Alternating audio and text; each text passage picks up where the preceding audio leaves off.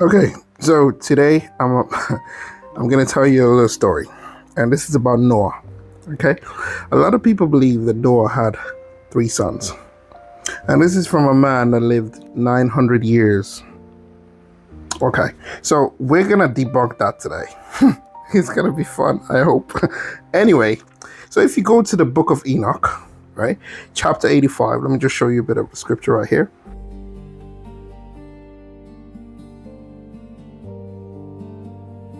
Quickly from the book of Enoch, chapter 85, just because I only have 10 minutes to do this video.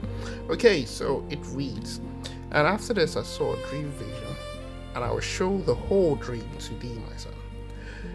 And Enoch lifted up his voice and spake to his son Methuselah, To thee, my son, will I speak.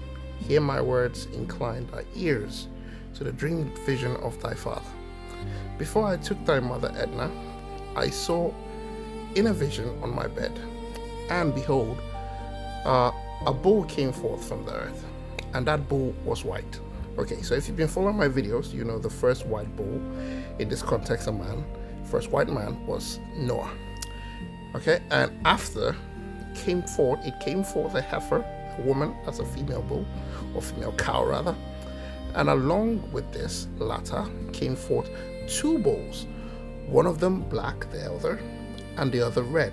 Okay, so Noah's first two sons were black and red, not Japheth, right? Japheth was white, but black and red. Okay, let's go on.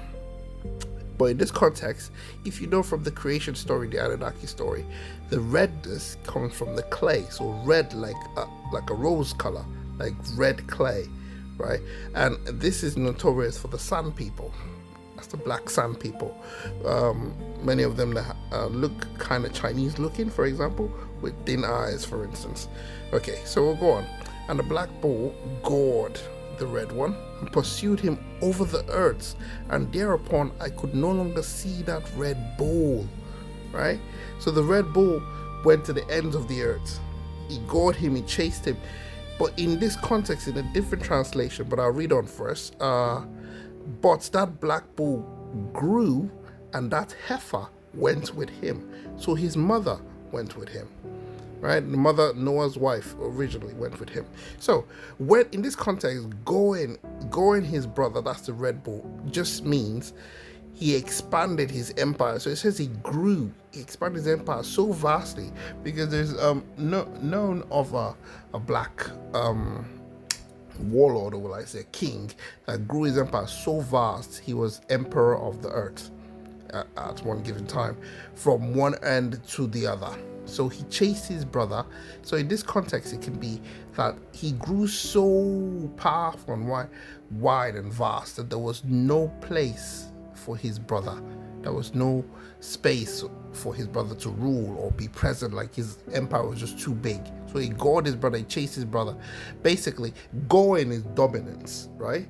But when boars gore each other, it's more like domination. They're boring for access, for territory, or for whatever. He gored his brother and chased him over the ends of the earth. So his empire grew so big there was no space for his brother, right? Okay, so let's just go on this one. Where are we? So I'm just gonna highlight this so people who wish to read can also follow, right? Yeah, feel free to read through. So where are we? Okay, so his mother followed him, and that cow, went with him, and I said, oh, okay. No, I'm just slightly above here. There we go. Wait, where is that section I just stopped? Oh yeah, okay, right there. I'm just highlighting it so some of you can follow as well. And I saw many, so she went with him, and I saw that many oxen proceeded from him, from the black bull, right? And resembled and followed him. So this is basically the expansion of the black race, right? So they resembled him, and then they followed him.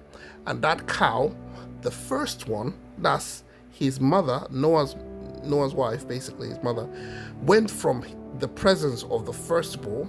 So she went from the presence here of the first bull being the son, right? Probably abandoning her husband as well, right? To seek the red one, but found him not, right? So why, in this context, why would the Noah's wife abandon Noah to go searching for her son? She abandoned her first son, abandoned Noah, and went searching for her other son. So it is believed that those two sons, the black and the red, were not Noah's sons particularly, right? The black aspect of a people link, for example, that to the Anunnaki aspect. That's the Anunnaki being, because that emperor, that great leader, some people believe it was Nimrod that built the Tower of Babel, for example, and he had the capability to survive the flood, right? So to be before and after the flood, right? So, and the red one also, people believe he is also either the descendant of Cain or part Anunnaki, right? Because he went all the way to the ends of the earth and established his empire in China. And if you know, those of you who can follow history, you can look at the dates of the Red Emperor, the notorious historical Red Emperor in China. It's the same period around about the flood, right? Around about 26, 27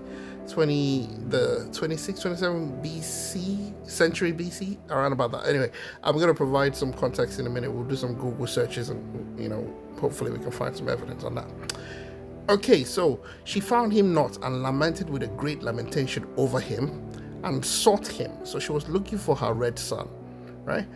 And I looked till the first bull, that's the white bull, this is Noah, came to her and quieted her.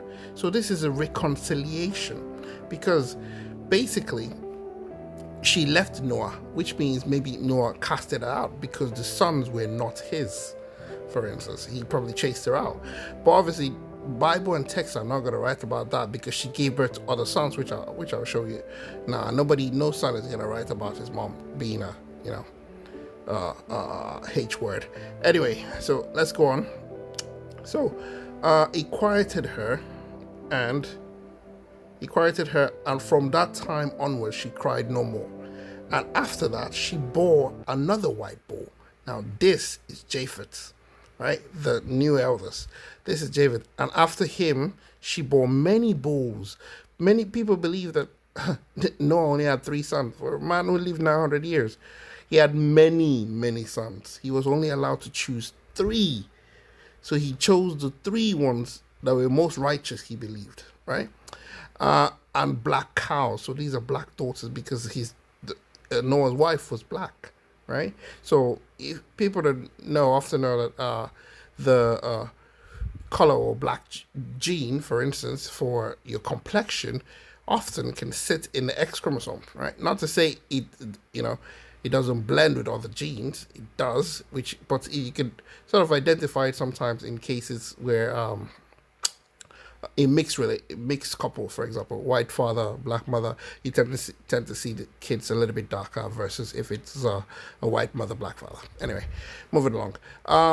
And I saw in my sleep the white bull likewise grew, so he also expanded and became a great white bull, and from him proceeded many white bulls, and they resembled him, so white people. Expansion of Japheth as blessed by Noah, and they began to beget many white bulls which resembled them, one following the other, even many. Okay, so let's go on to those proof about the Red Emperor. Okay, so Google was a little bit disappointed. It doesn't know the exact date when he reigned. It says 2728 BC, a century BC, whereas the flood was around 2426 BC. However, for people who are living about 900 years, doesn't really make a difference. So this here is just to provide a little bit of context, just to show that when referring to red, it's talking about red clay, not ginger red, because it speaks about the skin color, not the hair color. This is just a little bit of context and to expand on Noah's actual number of children. But thank you for listening. Bye-bye.